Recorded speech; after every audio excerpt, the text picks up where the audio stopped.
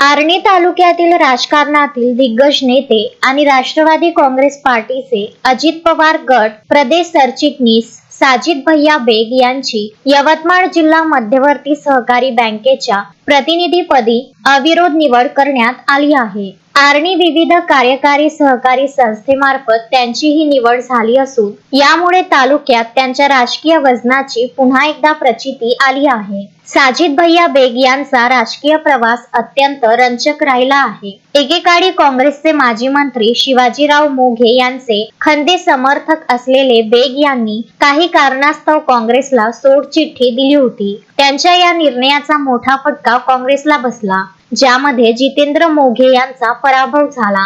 यानंतर त्यांनी महायुतीचे आमदार राजू तोडसाम यांच्या विजयातही मोलाचा वाटा उचलला होता। साजिद भैया बेग हे सध्या राज्याचे राज्यमंत्री इंद्रनील नाईक यांच्या अत्यंत निकटवर्तीय मानले जातात। या निवडीचे श्रेय त्यांनी आपले मित्रमंडळ आणि कार्यकर्त्यांना दिले आहे। जिल्ह्याच्या सहकार क्षेत्रातील या मोठ्या नियुक्तीमुळे आगामी काळातील आर्णी व परिसरातील राजकारणाची सूत्रे साजिद भैयांच्या हाती एकवटल्याचे बोलले जात आहे। किशोर पवार, विदर्भ न्यूज, आर्णी।